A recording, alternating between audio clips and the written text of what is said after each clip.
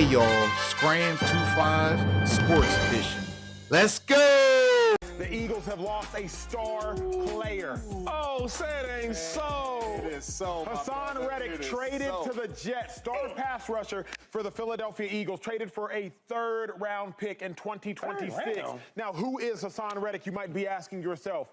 Only reigning Defensive Player of the Year, Myles Garrett, and Hassan Reddick have 4 consecutive seasons with 10-plus sacks. Who is Hassan Reddick? Hassan Reddick is tied for 5th in the National Football League in sacks over the last 5 years with 52, behind the likes of T.J. Watt, Defensive Player of the Year, Myles Garrett, Defensive Player of the Year, tied with Max Crosby, who everybody knows how good he is. Who is Hassan Reddick? Hassan Reddick is the individual that ensured the Eagles would go to the Super Bowl 2 years ago because he knocked Brock Purdy out of the game, tearing Brock Purdy's UCL on his throwing arm as Brock Purdy was attempting to hit a wide-open Deebo Samuel. Hassan Reddick has been a consistent force on the Eagles' defense in the midst of inconsistency, both from play and from coordinators. That's who Hassan Reddick is. I want to weigh in with the Eagles' all-time rushing leader to my right. Honor, privilege to do the show with these two gentlemen. A lot of experience at this desk, 25 years of NFL experience, 3 Super Bowls up here. Shady, starting with you,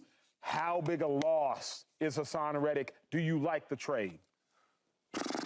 I don't like it. I hate it. I'm with you. Right? I heard the rumors, right? And I'm like, I hope this is not true. Hassan Reddick is a hell of a player, right? And the best thing about him is he's a leader. And he's one of them dogs. Every team needs a dog to be successful. He's one of our dogs, and he's leaving us. But this thing right here, why I'm so nervous about this trade, or not trade, but this trade. Okay, so we had a chance to inquire Huff. Yep, Bryce Huff. Bryce Huff from the Jets.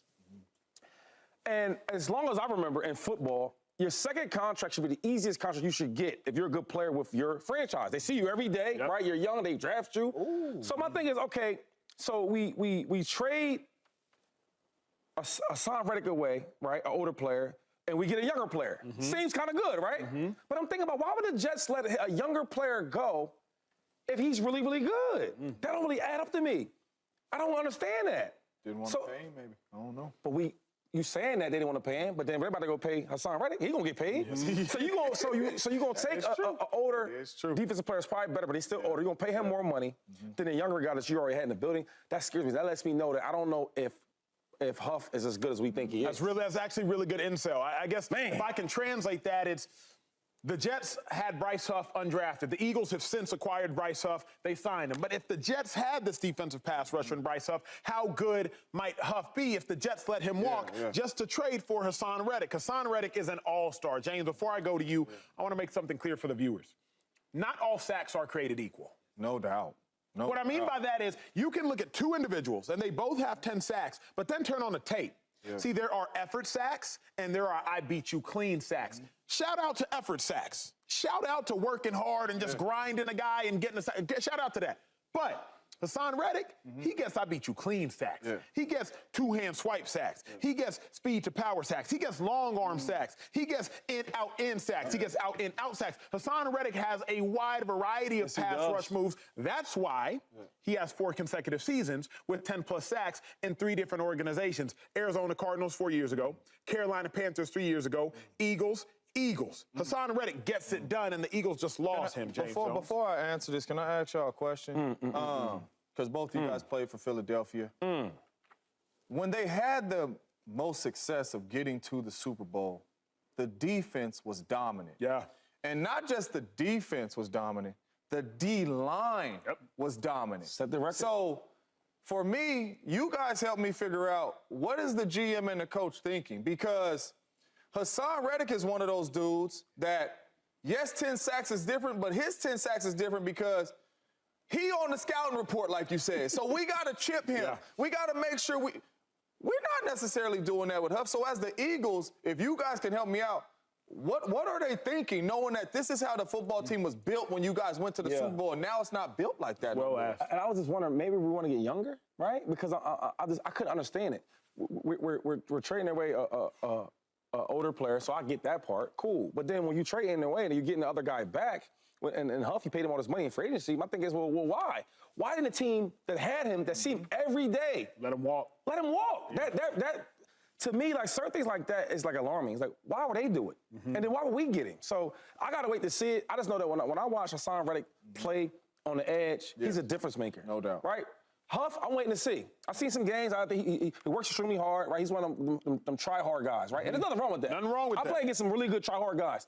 But if you're asking me, I want dogs that got talent, that try hard and they got talent. Yeah, because to Shady's point, when you think about what the Eagles got essentially as a swap, Bryce Huff, shout out to his 10 sacks last year, but 17.5 sacks in 4 years. Hassan Reddick had 16 sacks 2 years ago. You see what I'm saying? In 1 year. And they see you every day. Why would they? In 1 year. So it's fascinating. I will say that the Eagles team that we knew is no longer the Eagles team that exists. No. Because remember, that year that the Eagles had all of those sacks, you had Hassan Reddick had 16. Fletcher Cox, he had his 7. Brandon Graham had a resurgence, had him 10 plus. This is a different Eagles team, a different Eagles defense. We will see what this Eagles defense is. But you know what this means to me, though, real quick? This shows me that now, Jalen Hurts, you got to earn that money now. Man, that's where I was going. You got to earn that money now. This screams to me that we are an offensive football team. Yeah. We just got Saquon Barkley. We got 2 really good premier receivers. We have a really good tight end. We're an offensive team now. That's what this screams to me. So you're right. Jalen Hurts go make your money. Nick Sirianni, if your offense does not deliver, and who you just bring in there, Kellen Moore? Kellen Moore. Yeah, If your offense does not deliver, Good coach, though. Good coach. Kellen which Moore. means this defense is built the way it's built now, which means that you're not strictly going to win games on defense. Your offense is going to have to deliver. And if it doesn't, you could be coaching somewhere else next year. Shady, you played with great quarterbacks. Yeah. The greatest quarterbacks. You played with Tom Brady. You played with Patrick Mahomes. But let's focus on those two for a second. Okay. Because Brady and Mahomes both notably took less money than they probably could have commanded in order to keep talented rosters around them. Problem with the Niners, James Jones, LeSean, McCoy, is when Brock Purdy gets paid the money he deserves. And he does deserve it. He's been to a Super Bowl and a conference championship. He may have been to 2 Super Bowls if not for that play I just showed you. If not for Hassan Reddick to weave all of this conversation together, Brock Purdy may have 2 Super Bowl appearances in 2 years in the NFL. So, Shady, do the Niners have a Brock Purdy problem, given you're going to have to pay this dude top-tier money, but there's still questions of if he's top-tier? Yes, they do have a Brock Purdy problem, right? But that's a good problem to have. That means that your quarterback is playing very, very well, and he deserves some type of money. Now, when the question you asked me earlier before the show, I was like, man, how did I answer this question? Then I thought about it. We got to stop looking at Brock Purdy because of the game manager and this, that, and the third, and look at him as a player. He's a quarterback. And you look at the market. I have a problem with sometimes looking at a player, what he's making. I had a problem with Baker Mayfield. Like, you going to get this guy 3 years, $100 million? Are you serious? But then you look at it, Daniel Jones making this guy making that, so it makes sense. Like the top 15, I think that's fair. So when I look at the market, right, top 10 quarterbacks. Joe Burrow's at 55 annually a year, right? You got Herbert, you got Lamar Jackson, you got Jalen Hurts. I'm going to stop there. Okay. I think Jalen Hurts is a phenomenal player, right? I look at Jalen Hurts, I look at Brock Purdy in the same category as really good quarterbacks and good systems with better players around them. There's nothing wrong with that. Nope. So when you ask the question, should he get paid? Is there a problem? Yeah, he should get paid. Now, where's the money going to stop at, though? Because if I look at a guy like Jalen Hurts, I think they're the same dude. If Jalen Hurts is making $51 million a year, Brock Purdy should be around there. I think they're the same guy. Took young quarterbacks with a lot of great players around them. They took the team to the Super Bowl, right? And they go through the other players compared to just going through them. Okay? I look at Kyler Murray. Everybody might look differently about this. Kyler Murray is more talented, they say. First pick in this draft. I would probably take Brock Purdy before I take Kyler Murray. And he's making $46 million a year. Deshaun Watson, we all know what he used to be. We all know what he used to look like. But right now, today, who would you rather take? I'm taking Brock Purdy. He's making $46 million a year, and his whole contract is $230 million guaranteed. Kirk Cousins. Kirk Cousins is a better quarterback than Brock Purdy today. But he has an Achilles injury, and he is older. Brock's is still a young player. He's going to get better and better and better. I'm paying him that type of money. Patrick Mahomes, he's $45 million. We already know what that is. He's doing that for the team. And then the last one is Josh Allen, who we all know is way better than Brock Purdy. So if you're asking me where he should get paid and why should he get paid, look, Hurts got paid, Murray got paid, Deshaun Watson got paid, Kirk Cousins got paid. Yes, Brock Purdy should get his money. Simple as that. And Brock Purdy will get his money. And the answer to that question is yes. And let's just go back a little bit, right? Because in this year's draft, we're going to have quarterback, Quarterback. That's quarterback. true. That's what That they're is saying, true. right? Yes. Because you're trying to find a franchise quarterback. You know what the Niners did a couple years ago? They traded everything to go up and get a quarterback that did not have success, and they ended up trading him. You have your guy now. So the Niners are truly, truly blessed to be in this situation, because if my man is not sitting behind Trey Lance, the Niners is in big trouble right now. So Brock Purdy is a blessing to the San Francisco 49ers, and the young man has earned his money. He is going to go out here next year and play well again in Kyle Shanahan's system, because he does have a lot of great players around him, and he's a really good quarterback. So this is a really good problem for the Niners to have. He is going to make top dollar. If Jalen Hurts got $250 million, he finna get $280 million, whatever it may be. He is going to be up there. I agree. But it's a really good problem to have. And what these teams are doing now is, yes, Brock Purdy's going to make this money, but you're still going to be able to keep some of these players around him. You might not be able to keep every one of them, but you're going to be able to put a good football team around him. Jalen Hurts has really good pieces around him, and he already has his money. You know what I'm saying? So you're going to still be able to put really good pieces but hold around on, him. it is changing, though. Right? I think next year that team will look way different. Even this year, the defense looks different. The Eagles. Oh, yeah. You talking about the quarterbacks getting their money. When they get that money, no, things change a little bit. Yeah. The only thing I will say, what worked for the Eagles, and I will say it worked for the Niners, is we've overestimated the hemorrhaging that will happen to the Niners roster, because the Niners draft well. Yeah. Don't let Trey Lance fool you. Fred Warner, third-round pick. Dre Greenlaw, fifth-round pick. George Kittle, fifth-round pick. Hufanga, fifth-round pick. Deebo Samuel, second-round pick. You found your starting safety, Tashawn Gibson, off the street. Go to your quarterback. He was off the street. Go to your quarterback. They drafted Brock Purdy, seventh-round pick. So it's not as though the Niners are first-round picks. Their stars are not all first-round picks. I just named you all pros: fifth-round pick, fifth-round pick, fifth-round pick, second-round pick, third-round pick. We've overblown the dilemma. Yes, they got to pay Ayuk. They absolutely have to pay Ayuk. But after you pay Ayuk, what we found with the Niners is they know how to draft well. I think they'll be okay. And not only that, just in the position that they are right now, if you pay Purdy, you have a good football team. It's not like you're paying Purdy and you have no pieces. So, you still have a really good football team. So if you may not be able to pay one of these guys, you go in the draft or you go on free agency and you try to fill that spot. But it's not like you have to fill 5-6 spots if you pay Brock Purdy. You have a really good team. So I see that there's like some pushback or hesitation, I would say, with Brandon Ayuk getting his contract. So I was thinking, does some of this have to do with the future of Brock Purdy? Because he's going to get paid. So, you got a top-paid wide receiver in Deebo Samuel and two of them. But when I look at the Niners, when they play, they got some young dogs out there, though. Right? What's number 15? 15. Juwan Jennings. He was the best one in the Super Bowl. Yo, and he blocks. We all talking about this route running and all that. You know, Kyle use that block to get dirty. So I just think that overall, when you start paying your quarterback, somebody going to get paid. I don't know where Kittle's at on his contract, but hello. Yeah. Right? Yeah. So you start thinking about that. Then on defense, they like to pay their defensive players. That's what they love to do. I just think that if you pay the quarterback, you got to make sure that he's the guy, because look at the Eagles. Our team, we just traded Hassan Reddick, bro. We just traded him today. So that lets you know that it's serious. When you start paying the quarterback, everybody around you have to do their job. You have to draft better. You have to do better in free agency, right? Get a really, really good player for cheap.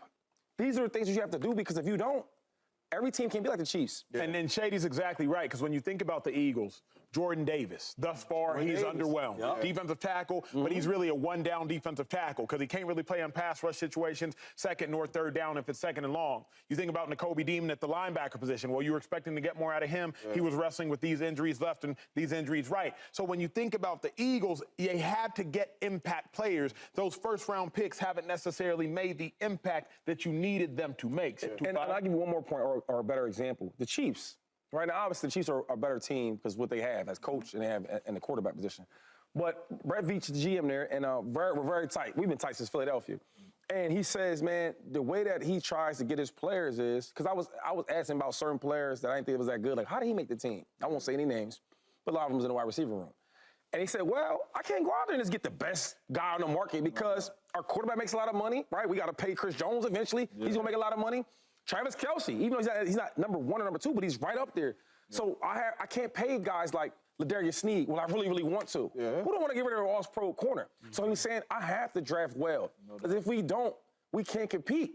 And that's why when you look at the wide receiver room for the Chiefs, They did have a lot of drops there, right? They had the most drops in football. But Good talented players. they had some good talented players, and that was the key to win Super Bowls. If you're going to pay your quarterback at that big number, you got to have some good draft picks and some solid free agents. And for me, I always feel that the receiver position is really one of the easiest positions to fill. Oh, absolutely, you guys got an easy job. I mean, just catch the ball and run. Like, what? Catch the ball and What? run. Are you kidding me? I ain't saying all that, but what I'm saying is you have your Devontae Adams, you have your Tyreek Hills, you have your Keenan Allens, you have your Jordy Nelsons, your Greg Jennings. These are second, fourth, fifth round picks, you know, so even if you are, I love Brandon Ayuk, but if you do not bring back Brandon Ayuk and pay him the top dollar, you're going to be able to draft some of these young dudes that you can develop and be able to get some good football out of. So receiver position, I'm all for getting dudes in that second. You think they got to break up him and Debo? One of them gonna be gone eventually. And that's can we before we go to break, can we answer that question? Yeah, I'll take Ayuk. See, I said the same thing. I want the more wide receiver type, right? Every down. But then when I went to the game, right, and I see the excitement that Debo brings, right? We never talk about momentum. We never talk about that. I think it's real. I think it's when they have them stall out moments where they can't get nothing going on offense, right? When Kyle can't have the special plays going on, and McCaffrey can't give you that, right? Which he normally does, but he can't. Fly sweeps and all. Bro, they go to Debo. Yep. And he'll get a reverse or a catch. He'll break 2 tackles. He gets everybody going. The question, though, Shady, is this. You're going to Debo to bail out your quarterback. Correct. Once you start paying this quarterback that money, you got to go through your quarterback. You find Brandon Ayuk. He going to be open, deliver the ball. You find Jennings. He's going to be, you find Kittle. Don't you think it's easier to find another Brandon Ayuk than another Debo Samuel? I agree. You can find good wide receivers, good route runners and all that. I do agree. Debo, and another thing. There's no Debos in the draft. We talking about offense. I'm looking at the defense too. Yeah. Not only does Debo get the offense hype, he get the defense hype. Did you see that run? I watched it. Went to the game. I was in the owner box. I was watching like, dang, Jared, like this is what y'all getting going on. And once I seen how Debo plays and the excitement on offense and defense, I said they can't get rid of him. Because when you look at Debo, you look at him as a gadget player, as a great athlete. You don't see really wide receiver. So like, why do they need him? Why do they pay so much? That's why, bro. He's the heart and the backbone, I think, to that team. There's some Brandon Ayuks in the draft. Yeah. In the league. There's no Debo Samuel. That's a great point, yeah.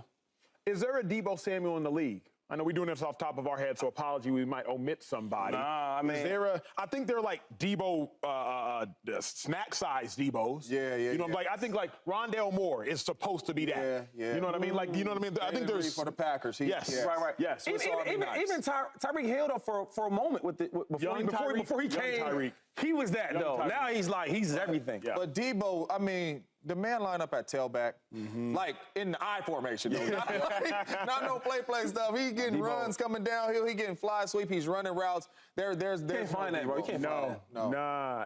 Okay, let me ask you this one. And the mismatch. Yeah, they don't. Had they used this player I'm about to say correctly, would he have been Debo? Y'all don't yell at me. Cordell Patterson. No, that's not a bad one. No, that's not a bad one. The only thing is, he's not as good as the wide receiver as Debo is. But I like Cordell Patterson. He's a hell of an athlete, bro. From Tennessee. Yeah. He did all that with the Patriots. He did a lot of good things. The Atlanta Falcons, the Patriots, he's really good. I remember playing against him when he was at the Vikings. He lined up at tailback. And the Vikings, I remember with the Eagles, I never even paid attention to special teams because I just never did That was a game we was talking about. And I remember, they kept the whole week. He was like this thing on. I'm like, we talking about I brought this up yesterday. Remember when we lost to the Vikings? I told the Kerry Williams story in the locker room. It was like Dustin, Devin Hester. That's a really good We treated him like he was God. Subscribe here to get the latest from Speak, and go watch a few segments from our other shows on FS1.